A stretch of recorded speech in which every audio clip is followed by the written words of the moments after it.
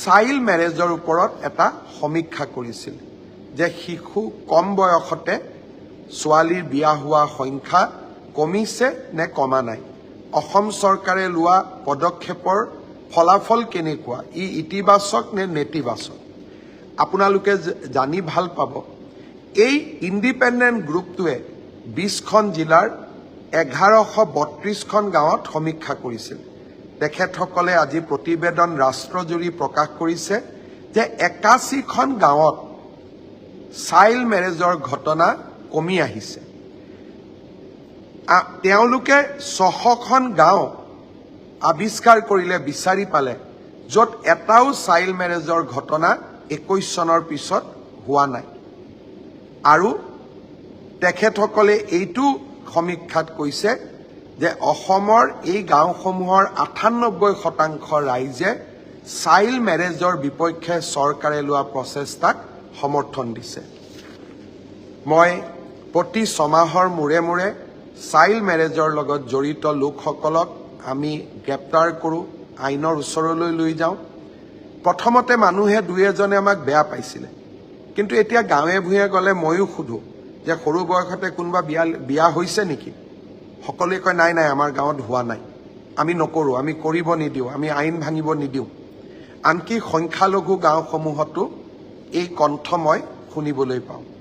অৱশ্যে আমাৰ যি প্ৰচেষ্টা, সেই প্ৰচেষ্টা অব্যাহত থাকিব। আমাৰ টাফ একশ্যন, কঠোৰ পদক্ষেপ চলি থাকিব। নৱেম্বৰ ডিচেম্বৰ মাহত আমি আৰু এবাৰ এনেকুৱা শিশুক কম বয়সতে বিয়া দিয়া ব্যক্তিসকলৰ বিৰুদ্ধে বা বিয়া কৰোৱা ব্যক্তিসকলৰ বিৰুদ্ধে আমি আকৌ এবাৰ ব্যৱস্থা হাতত ল'ম। মই ডিজিপি মহোদয়ক ইতিমধ্যে নিৰ্দেশ দিছোঁ যে প্ৰাথমিক সমীক্ষা আপুনি আৰম্ভ কৰক। নৱেম্বৰ ডিচেম্বৰ মাহত আমি আৰু এবাৰ ব্যৱস্থা হাতত ল'ব লাগিব। এটা নতুন ট্ৰেণ্ড অসমত কিছুদিনৰ পৰা দেখা দিছে যে আমাৰ কংগ্ৰেছ দলৰ টুইটাৰ হেণ্ডেল, ফেচবুক হেণ্ডেলসমূহে আৰু তেওঁলোকৰ কিছুমান নেতাই চৰকাৰখনক হোৱাই নোহোৱাই সমালোচনা কৰে। লগাই দিলে যে অসমৰ চৰকাৰী চিকিৎসালয়সমূহৰ পৰা দৰ্জনে ডক্টৰে পদত্যাগ কৰিছে। একাংশ ইমানো ক'ব গ'লে যে গণ পদত্যাগ আৰম্ভ হ'ল, মাছ ৰেজিগনেশ্যন আৰম্ভ হ'ল। ময়ো বাতৰিটো পাই আচৰিত হ'লোঁ। মই কালি একো মতা নাছিলোঁ। গুৱাহাটীলৈ আহিয়ে মই স্বাস্থ্য বিভাগৰ বিষয়াসকলক মাতি আনিলোঁ।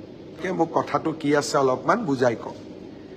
দৰাচলতে আমাৰ অসমত এইটো সত্য যে মেডিকেল কলেজৰ পৰা কিছু সংখ্যক ডক্টৰে প্ৰত্যেক বছৰত পদত্যাগ কৰে। 2021 চনত মেডিকেল কলেজৰ পৰা 36জন ডক্টৰে পদত্যাগ কৰিছিল। 2022 চনত 12জন ডক্টৰে পদত্যাগ কৰিছিল। 2023 চনত 64জন ডক্টৰে পদত্যাগ কৰিছিল। আৰু 2024 চনতো 5জন ডক্টৰে পদত্যাগ কৰিছে আৰু কিছু পদত্যাগ পত্ৰ আমাৰ হাতত আছে। অৰ্থাৎ সংখ্যাটো কিমান? 2021ত 36 গৰাকী, 2022ত 12 গৰাকী, 2023ত 64 গৰাকী আৰু 2024ত এতিয়ালৈকে 5 গৰাকী। ভৱিষ্যতলৈকে হয়তো আৰু কিছু সংখ্যক পদত্যাগ পত্ৰ আমি গ্ৰহণ কৰিম। কেইদিনমান আগতে মই কৈছিলোঁ যে তিনিচুকীয়া মেডিকেল কলেজক নেশ্যনেল মেডিকেল কাউন্সিলে স্বীকৃতি দিলে। অসমত এতিয়া 13খন মেডিকেল কলেজ হ'ল। কংগ্ৰেছে বিচাৰে এই মেডিকেল কলেজবোৰ বন্ধ হৈ যাওক।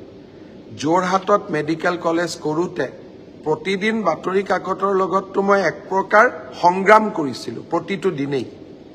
এতিয়া মই আপোনালোকক এটা নতুন তথ্য দিব খুজিছোঁ। 2021ত পদত্যাগ কৰিলে 36জনে। 2021ত নতুন ডক্টৰে কিমান নিযুক্তি ল'লে? মেডিকেল কলেজত 2021ত 36জনে পদত্যাগ কৰিলে, কিন্তু নতুন ডক্টৰ কিমান এপইণ্টমেণ্ট হ'ল? 2021ত নতুন ডক্টৰ এপইণ্টমেণ্ট হ'ল 2079, 279। 36জনে পদত্যাগ কৰিলে, 279জনে নতুন চাকৰি পালে। তাৰমানে আমাৰ লাভ হল নে লোকচান হল? নেটটো আমাৰ গেইনে হল। 2022-ত 12জন ডক্টৰে পদত্যাগ কৰিলে আৰু 2022-ত মেডিকেল কলেজসমূহত 441জন নতুন চিকিৎসকে নতুনকৈ যোগদান কৰিলে। ভাবি চাওক, 441 পদত্যাগ কিমানে কৰিলে? 12জন। 2023-ত পদত্যাগ কৰিলে 64জনে। তাৰ বিপৰীতে নতুন ডক্টৰে কিমান নিযুক্তি ললে? 302জন, 302। আৰু এই বছৰ 30-40জন ডক্টৰে পদত্যাগ কৰিব। তাৰো কাৰণ মই আপোনালোকক কম। তাৰ বিপৰীতে যোগদান কৰিব 183জন চিকিৎসকে, ডক্টৰে মেডিকেল কলেজত। 2016 চনৰ পৰা যদি আমি হিচাপ কৰোঁ, 2024-ত ভাৰতীয় জনতা পাৰ্টিৰ চৰকাৰৰ দিনত মেডিকেল কলেজসমূহত 1676 নতুন ডক্টৰে যোগদান কৰিছে। আপোনালোকে চাওক, চিকিৎসকে হওক বা এই মেধা ছাত্ৰ ছাত্ৰীসকলে হওক, আমাৰ ৰাজ্যখনৰ চিকিৎসা ব্যৱস্থাৰ ওপৰত তেওঁলোকৰ কিমান বিশ্বাস আছে। এতিয়া পদত্যাগ কিয় কৰে? প্ৰথম কথা, চৰকাৰী চাকৰিত অৱসৰৰ সময় হ'ল 60 বছৰ। মেডিকেল কলেজবিলাকত আমি ৰিটায়াৰমেণ্টৰ সময় বঢ়াই লৈ গৈছোঁ 70 বছৰলৈকে। এতিয়া 60ৰ পৰা 70 বছৰ বয়সত বহু ডক্টৰে কাম কৰিব নোৱাৰে, কাৰণ শৰীৰ সকলোৰে একে নাথাকে। বহুকেইজন জ্যেষ্ঠ ডক্টৰে আমাক আহি কয় যে 60 বছৰলৈকেতো ছাৰ কাম কৰিলোঁ, এতিয়া পৰিয়ালৰ লগত থাকিম, অকণমান সময় দিওঁ, গতিকে এক্সটেনশ্যনটো আমাক নালাগে। তাৰমানে 70 বছৰলৈকে মই কাম কৰিব নোখোজোঁ। তেওঁলোকক আমিতো বিদায় দিব লাগিব, কাৰণ বেলেগ কৰ্মচাৰীয়েও 60 বছৰলৈকে কাম কৰে। ডক্টৰসকলক আমি 70 বছৰলৈ ৰাখোঁ, কিন্তু সকলোৰে স্বাস্থ্য একে নহয়। দ্বিতীয়তে কিয় পদত্যাগ কৰে? এজন কাৰ্ডিঅলজিৰ ডক্টৰ, তেওঁ মেডিকেল কলেজত কাৰ্ডিঅলজিত জইন কৰিছে। সময়ত তেওঁ DM কাৰ্ডিঅলজিৰ চিট পালে। সকলো ল'ৰাই পঢ়িব খোজে। এজন ল'ৰাই চাৰ্জাৰীত আমাৰ তাতে চিকিৎসা কৰি আছে, প্ৰফেচাৰ হৈ আছে, এছিষ্টেণ্ট প্ৰফেচাৰ হৈ আছে। নিউৰ' চাৰ্জাৰীত তেওঁ চিট পালে। পোষ্ট গ্ৰেজুৱেটৰ পিছত মেডিকেলত DM আৰু MCH পঢ়ে।